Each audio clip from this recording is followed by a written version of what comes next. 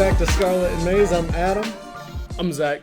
Ohio State 45, Purdue 0. They got that monkey off their back, huh? Yeah, for real. What do you got? I don't have much to take from this game. Yeah. The defense balled out again, and Jeremiah Smith broke that record that we all figured would come at some point. Honestly, it came a little later in the season than I expected. At least when we first saw him on the field. I'm glad it didn't come against Michigan, because there would have been more rejoicing. That's when he's going to break the single game records, because he hasn't really broken a lot of those. That's a definite possibility. Yeah. Michigan is hoping Will Johnson comes back by then, but I hope Will Johnson's back by then so that he can just snag a touchdown right on his face, dude. Yeah. Yeah.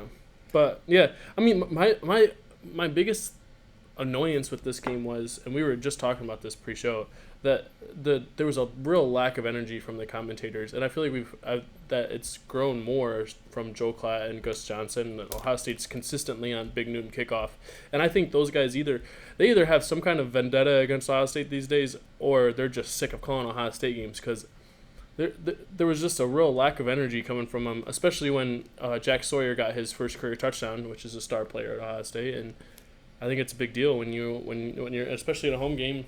Like, it would have been probably more fun for him to go back and watch that highlight if Gus Johnson was freaking out a little bit, talking about barbecue. It'll help him go to sleep some nights where he's a little restless. Yeah, it's like the lack of energy on that play specifically was like, what the heck, dude? Yeah, that was weird. Yeah. I had only one takeaway, and that's Devin Brown and Julian Sayin combined for 0 completions on 3 drives. So when Will Howard gets hurt against Northwestern this week in the second half, Ohio State could be in some trouble. Yeah. I didn't watch that part of the game. I didn't see either of the backups play. I mean, they were like 0 for 5 or something. Right. That's what I was kind of assuming, that it was like combined 0 for 5. Yeah. Yeah. Okay. Yeah. And Julian's passes were probably on a dime and just dropped by the backup receivers. Those backup 5-star receivers. Yeah. Yeah. No, but Julian will be a star. So if you guys do hope that Will Howard gets hurt, then you might be in trouble. I didn't say I'm hoping he gets hurt. I just predicted that he would. Yeah. As he's in too late. Indiana 20, Michigan 15. So Michigan kept it closer to Indiana than any other team this season. Yeah, good for them. Super Bowl. Yeah, I mean, I don't have anything to say really. Late in the third, Michigan stuck at 3 points. They get a pick at the 7-yard line. They run it 3 times to get to the 3 and then kick a field goal. I was like, at the time, I was like, you're not even trying to win. I say it all the time, like, play to win the game, especially if you're going for an upset, which it's hilarious that this would have been an upset. But, like, you're playing for an upset. You can't do this.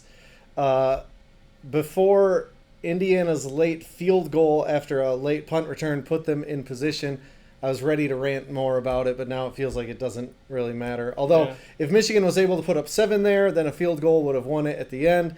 And maybe they play it differently. Maybe they go with the USC, just run it, except they weren't running very well, so who knows.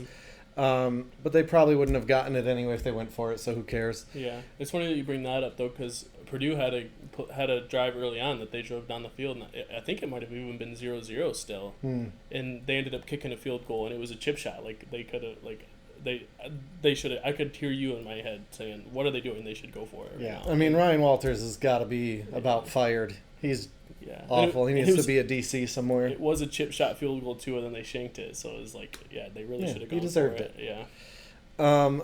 I'm starting to think Michigan's just not very good this year. Yeah, starting? Yeah. I mean, I'm still looking forward to next year. It sucks, like, there's literally nothing to talk about because they're just so bad. Like, it would be fun if at least they had a late collapse, like early Harbaugh, where they just, like, look good until the Ohio State game or something. But there is just no hope. And, like, the only hope is that he fires the coordinators, although until, like, the second to last Indiana drive, Indiana had negative yardage in the second half. So, like, Wink did make some adjustments. There's still too many plays where Mason Graham is lined up at defensive end, and it's like he's... I don't know. Hire Ryan Walters. Like, get rid of Kurt Campbell, unless Bryce Underwood loves him for some reason. Get rid of Wink Martindale, probably, if he keeps doing this nonsense. But hopefully they get Bryce Underwood. Hopefully they get I'm blanking on his name. Miller Moss from USC. It's crazy that I saw a tweet this week about saying how they're talking upwards of $10 million for Bryce Underwood, and it's crazy. It's crazy how quickly it turns from Ohio State and their $20 million roster, blah blah blah, to we got to pay this quarterback $10 million, half Ohio State's whole roster. Yeah, I mean, I don't know if that's accurate or not. Like the numbers, like there's reports and people just shit out their mouths, but like, I do think there's an aspect of NIL at Michigan sucked for a long time. Reports are that Sharon is doing a really good job, so it was probably some jealousy of like, we wish we could play this game, and now they're finally starting to. Yeah. But then also, like, you see the need that you have at quarterback, and if that's what it takes to keep the guy from Detroit home, I mean, you got to play the game this day and age. I don't know. Yeah.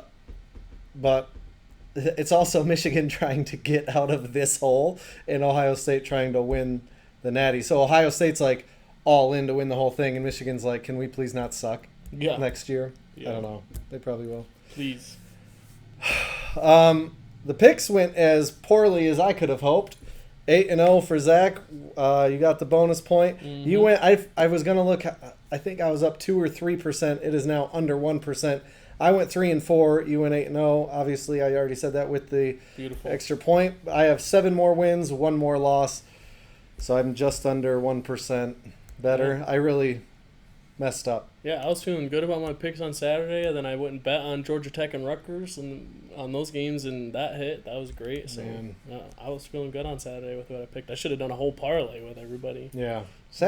This weekend was pretty bad for me sports-wise because Michigan lost, and then I was telling you before we started recording, I was like, at least there's Michigan basketball, and then they lost late. So it's like, I mean, at least they're still fun to watch. I feel like it's house money with them anyways because it's year 0 for a new coach. Right. But at least they're fun to watch. Well, Ohio State basketball is fun to watch too. They got a game coming up. One step further take, not really a hot take, but definitely not a cold take. What do you got?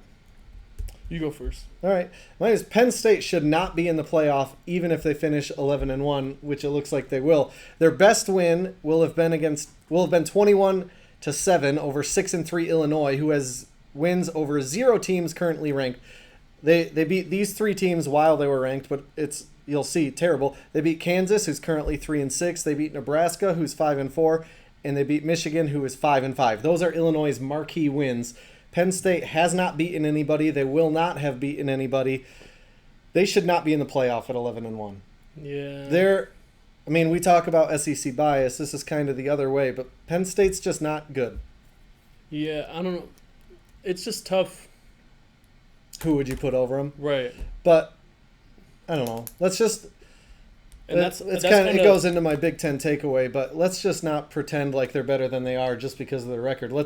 Just like we call for the SEC teams, let's look at their actual resume. Let's look at Penn State's actual resume and see that 11-1, they may have be a MAC school right now. It's 11-1. They lost all the games against good teams and they beat some crappy teams. Who cares? Yeah, I think the Big Ten kind of lucked out of accidentally making Penn State and Indiana's schedules insanely easy because it's going to be really difficult to leave either of them out at 11-1. Mm-hmm. Just the way that the Super Conference played out, like Indiana, they have one team where they play that are in the top of the conference, and it's Ohio State, and same with Penn State, and same with Oregon, really too. Like they don't play much teams at the top of the conference either. And so is this an argument to reinstate divisions because then at least they would have to be in the conference championship? I think that we should get rid of a couple teams. Yeah, Michigan State. What's your one step further take? That's my one step further take, is that there needs to be something done scheduling-wise. Like, if Ohio State has to play Penn State and Michigan every year, it kind of screws them compared to other teams like Penn State. Michigan's real daunting this year. Right. But you know what I mean? What you're saying. When they happen to pull Oregon and they play Penn State every year, I assume that's what the plan is. That's a big enough rivalry. I think Penn State doesn't have anyone protected. Interesting. Because they wanted to stick with their unrivaled nonsense. That's what they have, an unrivaled thing? It's like kind of their slogan that they go for, yeah. Oh, I thought I've never heard that. I've just heard Penn State fans trying to say that Ohio State's their rival all the time, even though they've won 9 of the last 10. is Penn State Ohio State's Michigan State? Like Michigan State for Michigan? No, I'd say Michigan is Ohio State's Michigan Shut up. State. If we're talking about little brother, Yeah. Michigan, I would say, is Ohio State's I mean, little they're brother. currently on a 3-game streak coming off a natty, but whatever. Big Ten takeaways. What happened before that? And Connor Stallions is gone now. Yeah. It's all. My Big Ten takeaway is, and it's not really changed much, is Ohio State and Oregon. I think they're on a crash course to play 3 times this year, and it'll, unfortunately, the third time won't be in the national championship. It'll most likely be the semifinal, which I think is a little disappointing. Yeah. Mine, it's along the same thing. Mine is big 2.5, little 15.5. There's Oregon, Ohio State, and then Indiana's a half. The fact that they almost lost to Michigan is like, come on. Yeah, that's the thing, though, going back to your one step further take, is I don't see there's anything that to put Penn State or Indiana past each other. Like, I think they should be in the same combo that you're having about the missing the playoffs. If you're going to talk about it for Penn State, you should talk about it for Indiana as well. I feel like just because Indiana is still undefeated, even though they haven't beaten anybody, they deserve a half. I don't know. Guess we'll have to wait till 2 weeks or something. Weeks, yeah.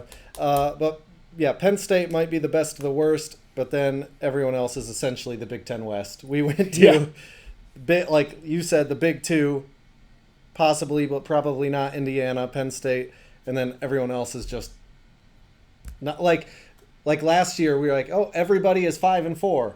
That's pretty much what the Big Ten looks like under these teams until we get to Purdue, who's just awful. Yeah, you did your Big Ten takeaway, right? Yeah. On to the rapid fire turd pile, from most of the Big Ten to the rapid fire turd pile, which is all of the Big Ten, except Michigan sometimes and Ohio State. UCLA at Washington. I got Washington. Yeah, I got Washington as well. Oregon at Wisconsin. I got Oregon. I got Oregon. I hate Luke Fickell. I've said that so many times. I have a weird feeling about this game, which last week that did not serve me well at all. But I got Oregon. You know, when I first looked at this one, I paused for a second, and then I was like, yeah, I got Oregon. Yeah. Penn State is going to beat Purdue because it's Purdue. Yeah, I got Penn State. Michigan State at Illinois. This is another one I paused on, but I got Illinois. I like Michigan State in this one. Okay. Like you were saying earlier, I think Illinois is a little overrated than what they are, and I think Michigan State is a better team than they showed out against Indiana, and I think they can get it done this week. Yeah. After I think they can too. Coming off a bye, going into Champaign. Rutgers at Maryland. I got Rutgers. Yeah, I got Rutgers as well. Nebraska at USC. I got USC even without Miller Moss. I got USC. And then Michigan at home. I got home. I got bye. Yeah. Yeah. Ohio State at Northwestern. They shouldn't even play this game, honestly. But they're playing at Wrigley. That's kind of fun. I didn't even realize that. I didn't look that up. Yeah, that's fun. Cool. This is like Harlem Globetrotters game where but they're gonna win by like 100. I don't know. They just forfeit Northwestern. You're not. It'll be crazy weather and. Well, remember that game was that the COVID year? Ohio State really struggled with Northwestern. And there was a lot of wind and the run game wasn't the best at the time. Yeah, I don't know, but it was a weird game. I mean, I feel bad for Northwestern. Like, sincerely, I feel bad for Northwestern in this game. Yeah.